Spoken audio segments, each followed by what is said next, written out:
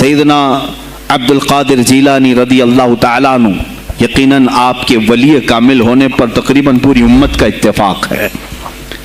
اتفاق کا مطلب صرف بریلویوں کا نہیں، دیوبندی بھی مانتے ہیں، اہل حدیث بھی مانتے ہیں، شیعہ بھی مانتے ہیں۔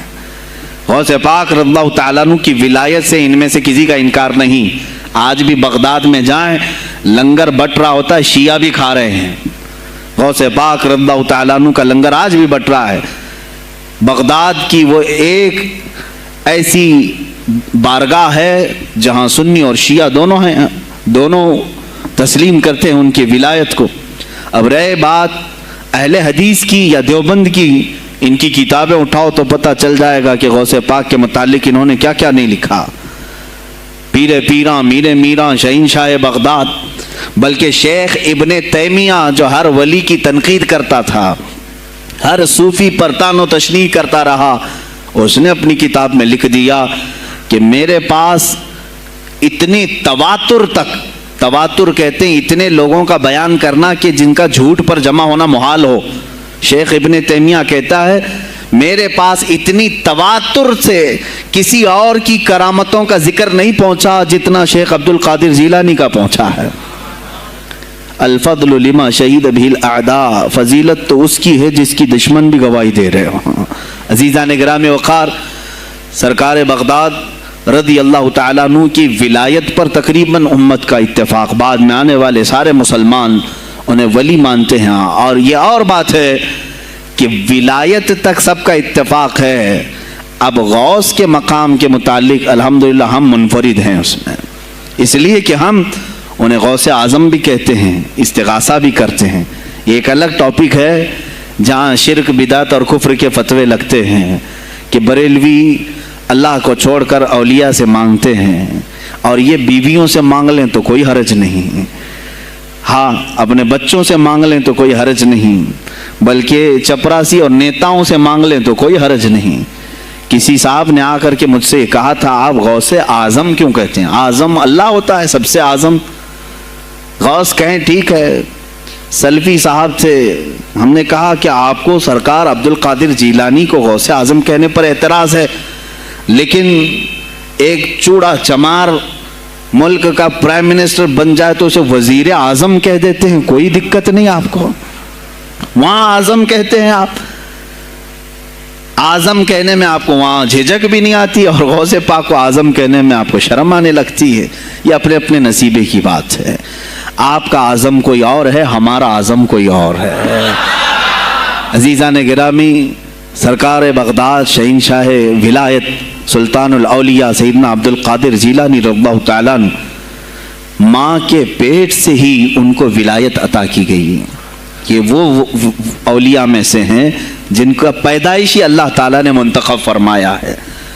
بلکہ جس وقت آپ کی ولادت ہوئی، شعبان کا آخری دن، اور آپ کی والدہ ماجدہ کے بطن سے آپ اس عمر میں پیدا ہوئے جب عورتوں میں اولاد کی امید ختم ہو چکی ہوتی، آپ کی ماں کی عمر 60 سال کی تھی جب آپ پیدا ہوئے، یہ خود اپنے آپ میں ایک کرامت ہے۔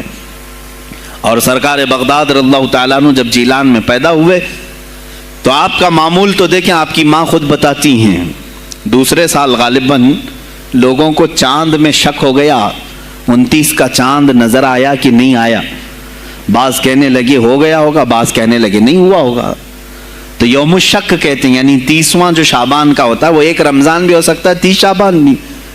تو لوگ آئے حضرت فاطمہ ام الخیر کے پاس جو غوث پاک کی ماں ہیں، پوچھا کہ کل کا چاند ہوا کہ نہیں ہوا، ہمیں شک ہو گیا ہے۔ آپ نے کہا چاند ہو گیا ہے اور رمضان شروع ہو چکا ہے۔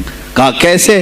کہا صبح سے میرا بیٹا عبد القادر دودھ کو منہ نہیں لگایا ہے، اور میرے بیٹے کا یہ معمول ہے پچھلے رمضان سے ہی، جس وقت غوث پاک پیدا ہوئے رمضان شروع تھا۔ ان کی ماں کہتی ہیں سحری سے لے کر افطار تک غوث پاک اپنی ماں کا دودھ نہیں پیتے تھے۔ یہ بچپنے میں ماں کی گود میں روزے کا آپ کے اوپر کوئی مکلف نہیں تھے، آپ احکام شریعت ابھی آپ کے اوپر لاگو نہیں تھے، لیکن اللہ کا ایک ولی آتا ہے تو وہ نظام خدا قائم کرنے کے لیے آتا ہے۔ آج میں اسی پر گفتگو کرنا چاہوں گا۔ اللہ کے اولیاء ظاہر کیوں ہوئے دنیا میں اور کیوں آتے ہیں؟ ان کا سب سے بڑا مقصد دنیا میں آنے کا، جلوہ بار ہونے کا، وہ یہ ہوتا ہے کہ نظام خداوندی کو زمین پر قائم کریں. جس کی کائنات ہے اسی کی بات یہاں پر قائم ہونی چاہیے. اب یہ باتیں وقت کے ساتھ گزرتی جاتی ہیں اور لوگ بھول جاتے ہیں. آپ سب کو پھر میں یاد دلا دوں، میرے عزیز، میں نے بھی اور آپ نے بھی اللہ سے ایک وعدہ کیا ہے. ہماری روحوں نے اللہ سے وعدہ کیا ہے. جب اللہ تعالیٰ نے ہمیں پیدا بھی نہیں کیا تھا اس وقت ہماری روحوں کو بلا کر اس نے ایک وعدہ لیا، الست بربکم، کیا میں تمہارا رب نہیں ہوں؟ میں تمہارا مالک اور خالق نہیں ہوں؟ تو سب کی روحوں نے کہا تھا قالوا بلا وربنا، کیوں نہیں مولا، تو ہی تو ہمارا رب ہے. رب تعالیٰ نے فرمایا کیا تم اسی وعدے پر برقرار رہو گے دنیا میں جانے کے بعد؟ سب نے کہا تھا ہم وعدہ کرتے ہیں مولا اسی پر باقی رہیں گے. یہاں آنے کے بعد کتنے وہ لوگ ہیں جو اس کی ربوبیت کا اقرار کرتے ہوئے اس کائنات میں صرف اس کے گن گاتے ہیں. کفار و مشرکین تو وعدہ خلاف ہیں، توڑ دیے، انہوں نے اللہ کے علاوہ کسی اور کو خدا بنا لیا. لیکن تم نے اللہ اکبر تو کہا، زبان سے تو تم نے تسلیم کیا، لیکن تمہارا رہن سہن یہ بتاتا ہے کہ تمہارا مالک کوئی اور ہے. کسی اور کو راضی کرنے میں لگے ہوئے ہو، کسی اور کی دریوزہ گیری کر رہے ہو، کسی اور کی خوشامدی میں کھڑے ہوئے ہو. درباروں کے آستانوں کے دروازوں پر تمہارا کھڑا ہونا گھنٹوں پر کسی کو راضی کرنے کے لیے، یہ تمہارا عمل بتاتا ہے کہ تم نے رب اعلیٰ کو اکبر نہیں سمجھا. وعدہ تو تمہاری روحوں نے کیا تھا کہ تیرے سوا کسی کو ہم حاکم نہیں تسلیم کریں گے. حاکم اعلیٰ صرف اللہ ہے. اولیاء کاملین یہی بات یاد دلانے کے لیے آتے ہیں، پھر تمہیں یہ یاد دلانے کے لیے آتے ہیں. اور جس شان سے وہ دنیا میں آتے ہیں بچپن سے ہی ان کے حالات ایسے ہوتے ہیں کہ شریعت طاہرہ کی پابندی ان کے ہر قول و عمل میں نظر آتی ہے، ہر قول و عمل میں. اس لیے کہ ہم جس کی زمین پر ہیں اور جس کی آسمان کے نیچے ہیں، بات ہوگی تو صرف اسی کی ہوگی، بات ہوگی تو صرف اسی کی ہوگی. مجھے ایک بات یاد آتی ہے، سرکار مفتی اعظم ہند رحمۃ اللہ تعالی علیہ آپ کے سامنے کوئی صاحب تقریر کر رہے تھے، یہ زمین سب کی ہے، ان کی بھی ہے، ان کی بھی ہے، ان کی بھی. آپ نے کہا چپ رہو، زمین اللہ کی ہے اور صرف اللہ کا نام ہو. یہ سب کی ہمت نہیں بولنے کی. زمین اللہ کی ہے اور اللہ ہی کا یہاں پر اللہ ہی کی بولی بولی جائے، اسی کے لیے زیب دیتا ہے. جس کے گھر میں رہ رہے ہو اسی کی بات کرو. عزیزان گرامی اوقات، سرکار بغداد ان کی کرامات اپنی جگہ پر، لیکن ان کی زندگی کے کچھ اہم گوشے میں لے کر آج حاضر ہوں. آج ہمارے حالات کے اعتبار سے بھی ضرورت ہے اس کی. جب آپ پروان چڑھتے رہے اپنی ماں کی گود میں، بہت جلدی آپ کے والد گرامی کا انتقال ہو گیا. آپ سے خود پوچھا گیا تھا غوث پاک سے آپ کی جوانی میں، یا جب آپ کا شہرہ بغداد میں بہت ہو گیا تب پوچھا گیا تھا آپ کو اپنے ولی ہونے کا احساس کب ہوا؟ غوث پاک سے ہی پوچھا گیا تھا آپ کو کب پتا چلا اللہ نے آپ کو ولایت کا یہ مقام عطا کیا؟ آپ فرماتے ہیں جب میں 10 سال کا تھا، مدرسے جاتا تھا تو غیب سے ایک آواز آتی تھی، افصحوا فی المجالس لولی اللہ. غیب سے آواز آتی تھی اے لوگوں مجلس میں جگہ چھوڑ دو، اللہ کا ولی آ رہا ہے.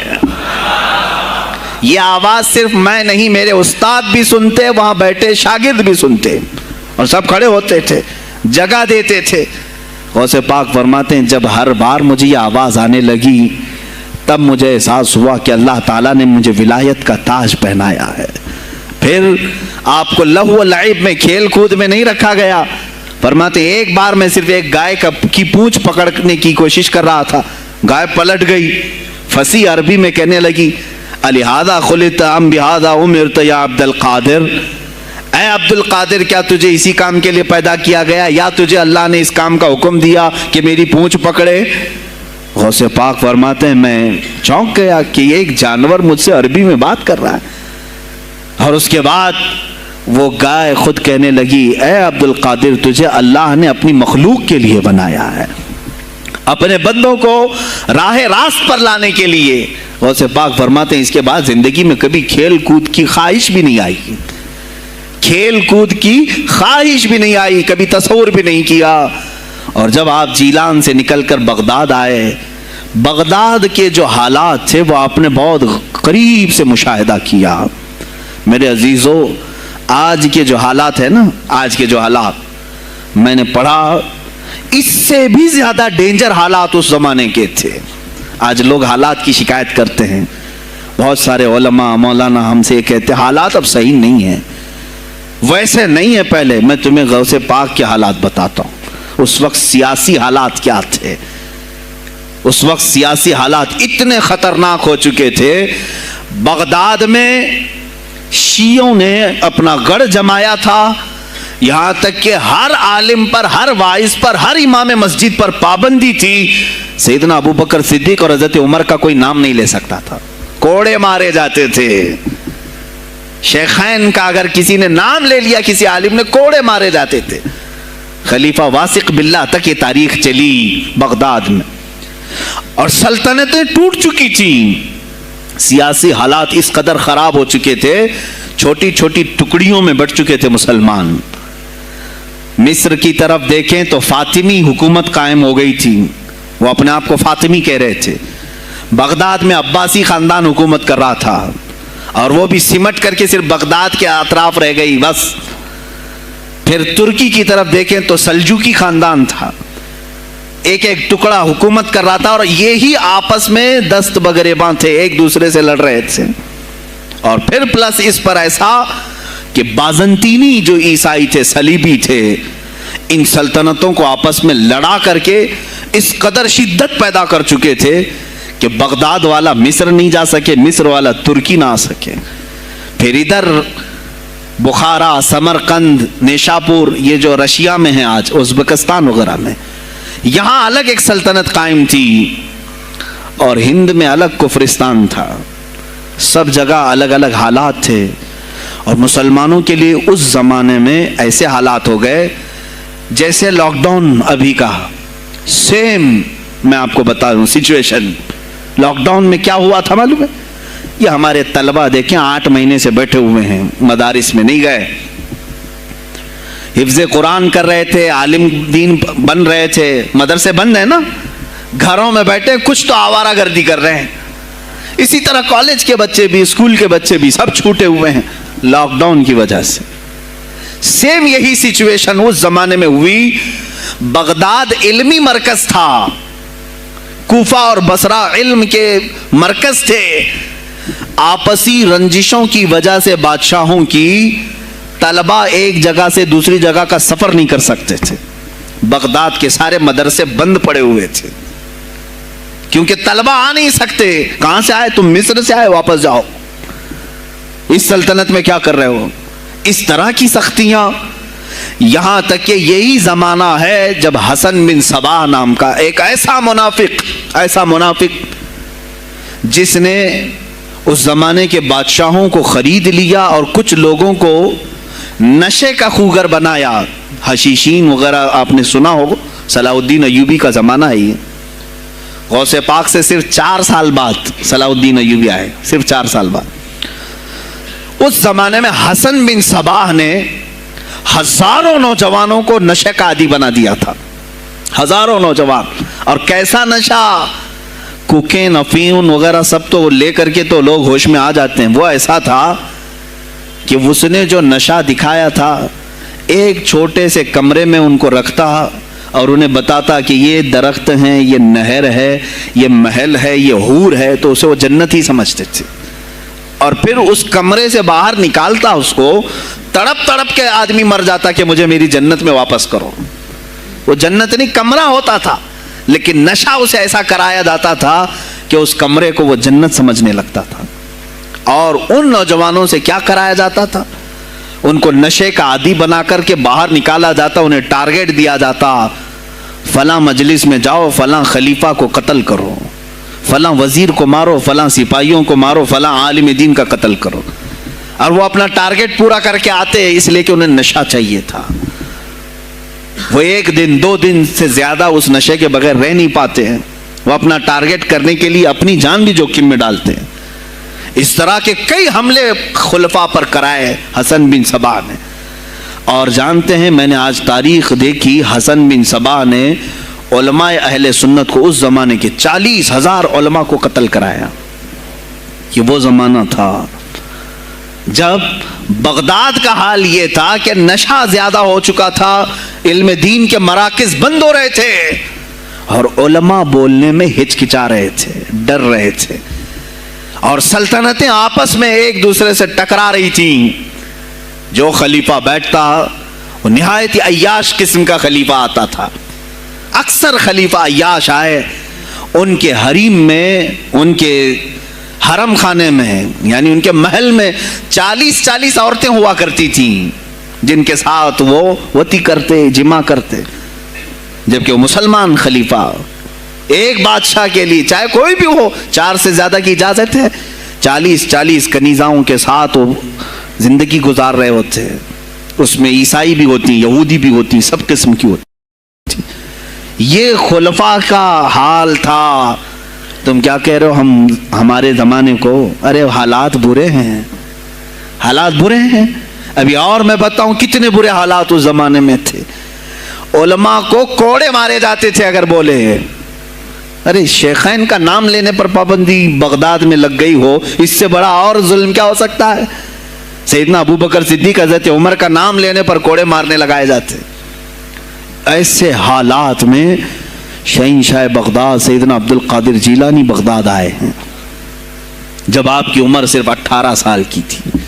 18 سال کی جوانی میں آپ نے ملاحظہ کیا، حالات کو دیکھا، تعلیم حاصل کی بڑے بڑے اساتذہ سے۔ آپ کے اساتذہ فقہ میں الگ ہیں، حدیث میں الگ ہیں، تفسیر میں الگ ہیں، علم کلام میں، کئی علوم و فنون پہ آپ نے مہارت حاصل کی۔ اس کے بعد حالات دیکھ کر کے آپ نے کیا کہا؟ یہ اب یہاں سے میں ہر ایک عالم دین کے لیے بشمول من میرے لیے نصیحت سمجھتا ہوں، غور سے سن لیں۔ غوث پاک رضی اللہ تعالیٰ عنہ کی زندگی میں ایک موڑ ایسا آیا، اور شاید میں نے بھی کبھی کئی مرتبہ اس طرح سوچا ہے، میں کمپیئر نہیں کر رہا ہوں، لیکن سنیں، حالات کو دیکھ کر کے غوث پاک نے جنگل کا رخ اختیار کر لیا۔ کیا لینا دینا ہے اس دنیا سے؟ اور آپ خود فرماتے ہیں کہ میرے دل میں یہ ارادہ تھا، نہ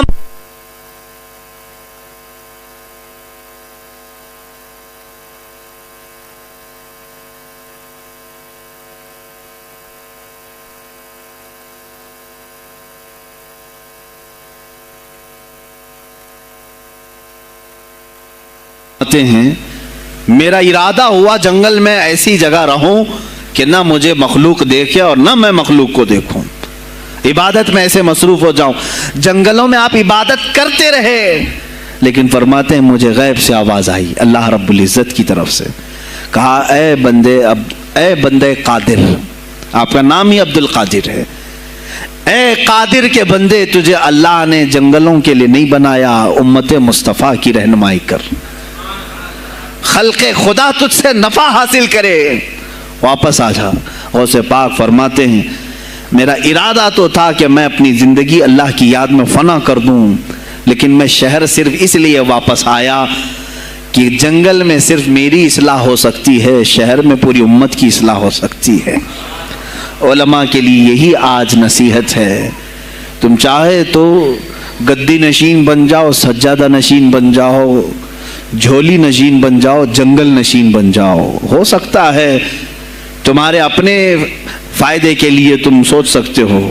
میں نے ابھی یہ کہا، میرے دل میں ارادہ تھا کہ گوشہ نشین ہو کر کے اپنی عبادت کریں، اپنی آخرت کی فکر کریں، نہیں، علماء کو اللہ تعالیٰ نے علم عطا کیا ہے امت مصطفیٰ کی رہنمائی کے لیے، یہ امانت ہے، چاہیں تو بھی چھپ نہ سکیں۔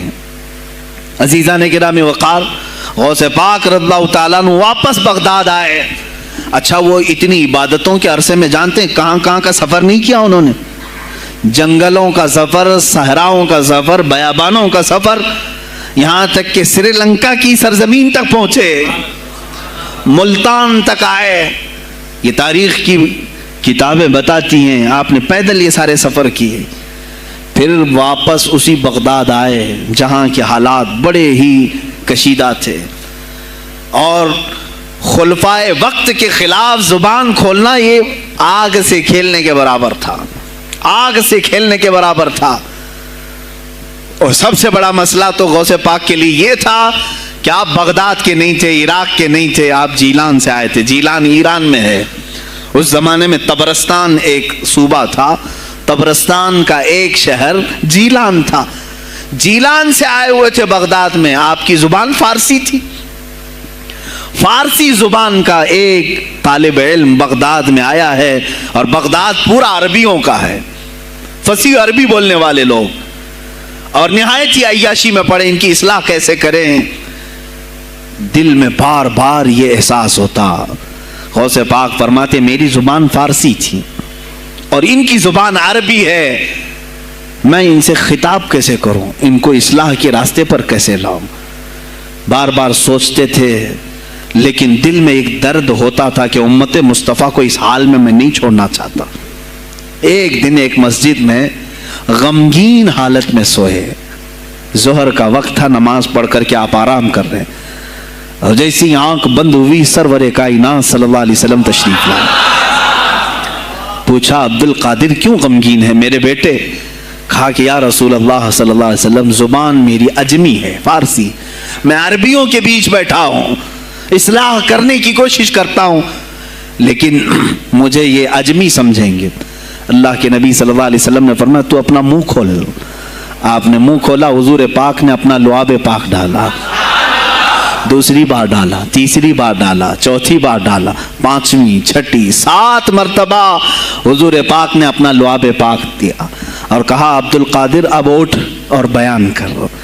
فرماتے ہیں خواب میں نے حضور اکرم صلی اللہ علیہ وسلم کا لعاب پاک لیا، تھوڑی ہی دیر گزری تھی، میرے خواب میں ہی میرے جد کریم مولا کائنات علی مرتضیٰ تشریف لائے۔ کہا پھر وہی سوال کیا عبد القادر کیوں نہیں بیان کرتے؟ کہا میں فارسی النسل، فارسی ہوں اور عربیوں کے بیچ میں ہوں۔ انہوں نے کہا تو اپنا منہ کھول۔ باب العلم، باب مدینۃ العلم، علی کرم اللہ وجہہ الکریم اپنا لعاب پاک ڈالتے ہیں، 1 بار، 2 بار، 3 بار، 4 بار، 5 بار، 6 بار، بس کیا۔ غوث پاک نے کہا نانا جان نے مجھے 7 مرتبہ پلایا، آپ نے 6 مرتبہ۔ علی کرم اللہ وجہہ الکریم فرماتے ہیں میں برابری تو نہیں کر سکتا، وہ رسول کائنات ہیں۔ عزیزان گرامی وقار، غوث پاک فرماتے ہیں پھر میری آنکھ کھلی، اور اسی جامع مسجد میں جب میں کھڑا ہوا اور خطاب کے لیے لوگوں کو پکارا تو دیکھا ادھر سے بھی مخلوق آ رہی ہے، ادھر سے بھی آ رہی ہے، سامنے سے بھی آ رہی ہے۔ مجمع اتنا کثیر کہ تل دھرنے کی جگہ مسجد میں نہیں تھی، اور جب آپ کا خطاب ختم ہونے کو تھا لوگ اپنے کپڑے پھاڑنے لگے اور بے ہوش ہونے لگے۔ اتنی تیر بہدف کلمات تھے کہ سیدھے سینے میں پیوست ہو جاتے، دلوں میں اتر جاتے۔ اس کے بعد وہی دن تھا سیدنا عبد القادر جیلانی کو لوگوں نے ہاتھوں ہاتھ اٹھایا۔ بغداد میں شہرہ ہو گیا کہ کوئی ایک عجمی آیا ہے اور عربیوں پر فوقیت لے گیا ہے، سارے عربی اس کے سامنے دنگ رہ گئے ہیں، کوئی عربی اس کی فصاحت کو نہیں پہنچ پاتا ہے۔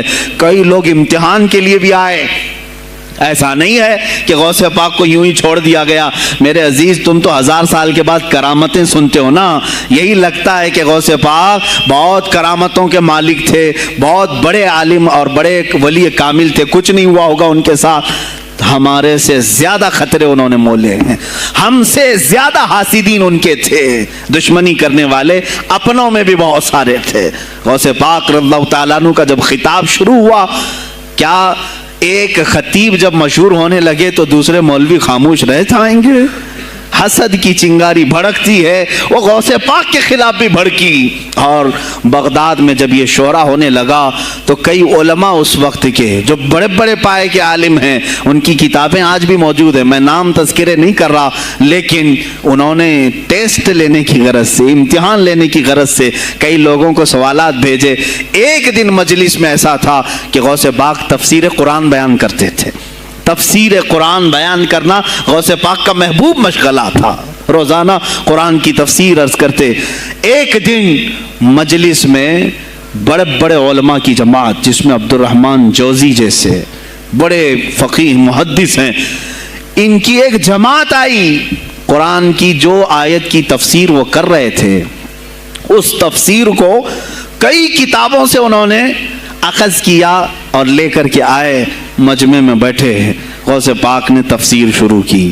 ایک آیت کی کتنی تفسیریں ہو سکتی ہیں، کتنی تفسیریں ہو سکتی ہیں، ایک تفسیر بیان کیا، اس کے بعد کہا اس آیت کی ایک دوسری تفسیر یہ ہے، پھر تھوڑی دیر کے بعد غوث پاک نے فرمایا اس کی ایک تیسری تفسیر یہ ہے، پھر کہا اس کی ایک چوتھی تفسیر یہ ہے، پھر کہا اس کی ایک پانچویں تفسیر یہ ہے۔ بیان کرتے جا رہے ہیں یہاں تک کہ 13 تفسیریں ہو گئیں۔ جو بیٹھے ہوئے تھے وہ آشش کرنے لگے۔ اس کے بعد اتنا ہی نہیں، آگے بڑھتے گئے، 40 تفسیریں ایک آیت کی آپ نے بیان کی۔ جو آئے تھے وہ کھڑے ہو گئے اور اس کے بعد غوث پاک رضی اللہ تعالیٰ عنہ کو دیکھنے لگے۔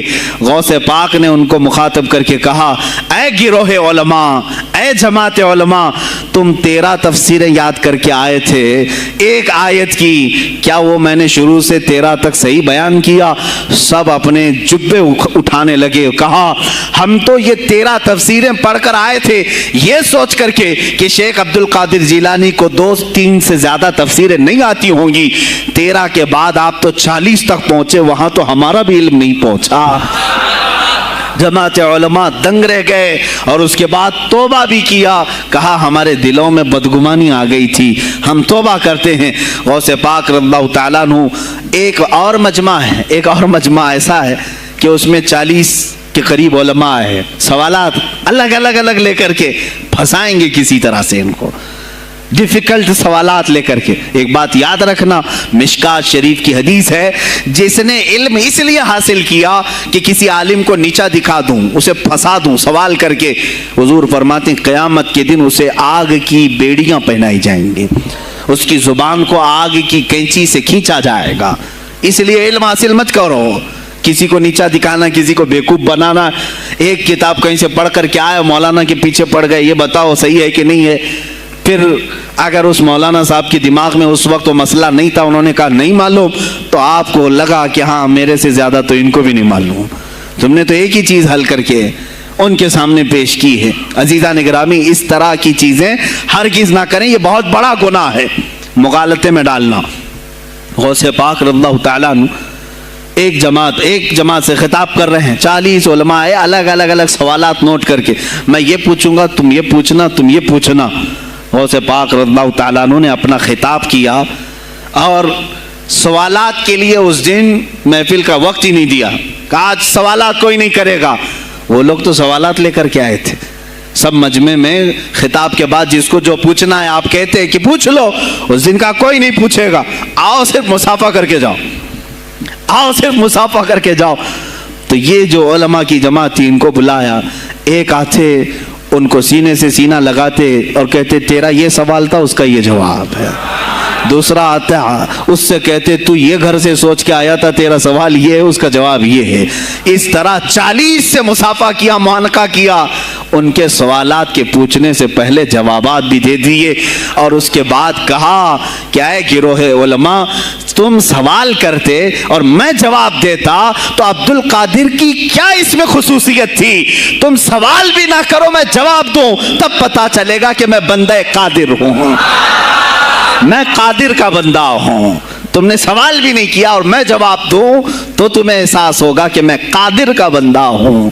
اللہ رب العزت کا کی صفاتی نام ہے۔ عزیزان گرامی وقار، علماء نے تنگ کیا، پریشان کیا، آپ کے مجموعوں کو روکنے کی کوشش کی، لیکن ایسا نہیں ہے کہ غوث پاک نے ہر ایک کو اپنی کرامت سے زیر کر دیا ہو، ان علماء کو پورا سلا دیا ہو، نہیں، فیس کیا ہے، مقابلہ کیا ہے، پریشانیاں اٹھائی ہیں، اور خلفاء کے وقت کے سلاطین کی بھی بہت ساری ایسی سختیاں تھی جس کو آپ نے برداشت کیا۔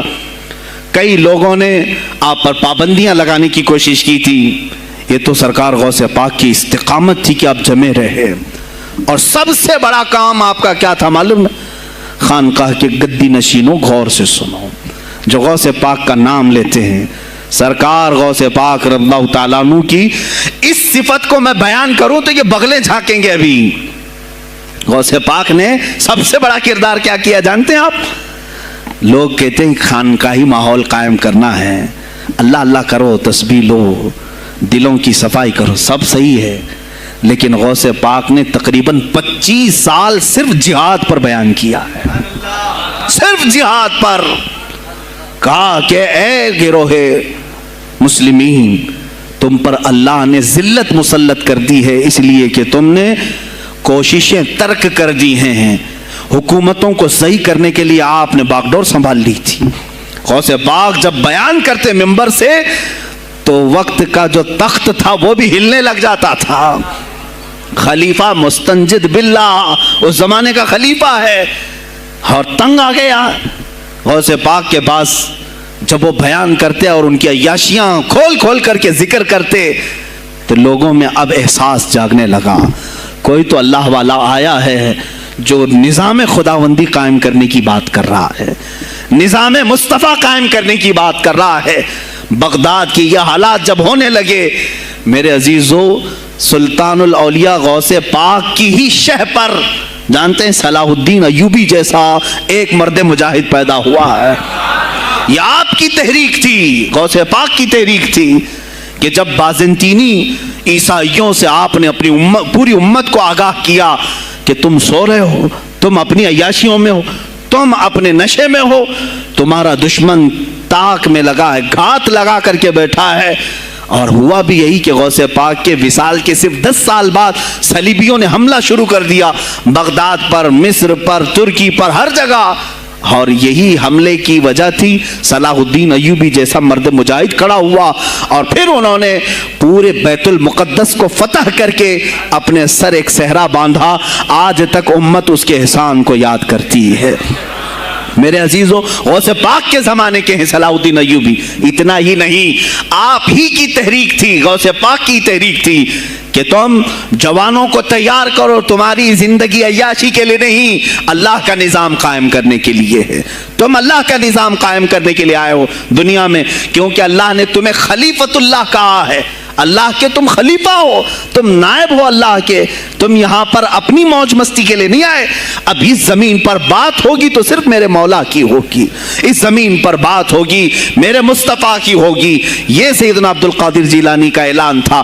ہے کوئی آج پیران اسلام وہ اعلان کریں کہ آج اس زمین پر صرف ہم ناموس رسالت کی بات کریں گے؟ کون ہے؟ کیوں بیٹھے ہو؟ غوث پاک سے اگر تمہاری ادنا سی نسبت ہے تو پھر تمہیں اپنے جوانوں کو, اپنے مریدوں کو یہ سکھانا ہوگا کہ موٹے موٹے نذرانے دینے سے نہیں چلے گا, اپنی گردنیں حضور کو پیش کرنے کے لیے تیار کرو. تم تیار ہو جاؤ اپنا خون اور اپنی گردن بارگاہ مصطفیٰ میں دینے کے لیے. یہ آج تربیت دو, ورنہ پھر دشمن تمہیں کچا چبانے کے لیے تیار ہے, کچا چھبانے کے لیے تیار. عزیزان گرامی, میں غوث پاک کی تحریک آپ کو بتا دوں کون سی تحریک تھی. وہ صلاح الدین ایوبی جو بیت المقدس فتح کیا, یہ غوث پاک کی تحریک ہے. اور پھر چند سالوں کے بعد پورے عالم اسلام میں جو خلافت عثمانیہ قائم ہوئی, غازی ارطغرل جو آئے, یہ تحریک بھی غوث اعظم کی پیدا کی ہوئی تھی. آپ نے جوانوں کو متحرک کیا تھا اور پھر امت کا وہ شعور بیدار کیا تھا جو ان میں مردہ کر چکے تھے کچھ حکومت کے کارندے. میں سمجھتا ہوں اس وقت جتنے خلفاء بیٹھے ہوئے تھے خلافتوں پر, تخت پر, جو نام کے مسلمان تھے, یا اس کو ہماری زبان میں سمجھ لیں سب کانگریس کے تھے, جو منافق تھے, یعنی دکھتے تھے بس, لیکن اندر سے سب نفاق ہوتا تھا, نفاق ہوتا تھا.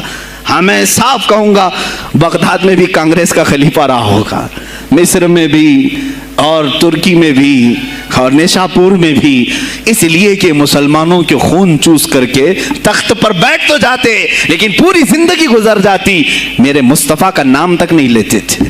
ان کو بٹھاتے تھے مسلمان. آج آپ بھی تو یہی کر رہے ہیں, یہی کر رہے ہیں.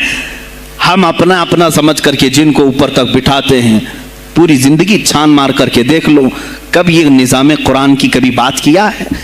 کبھی میرے مصطفیٰ پر آنے والی آنچ کے لیے کھڑا ہوا ہے؟ کوئی نہیں کھڑا ہونے والا ہے. ان کے سفید کرتے اور ان کے سفید پاجامے سب کفن بن کر رہ جائیں گے اور کچھ بھی نہیں ہوگا.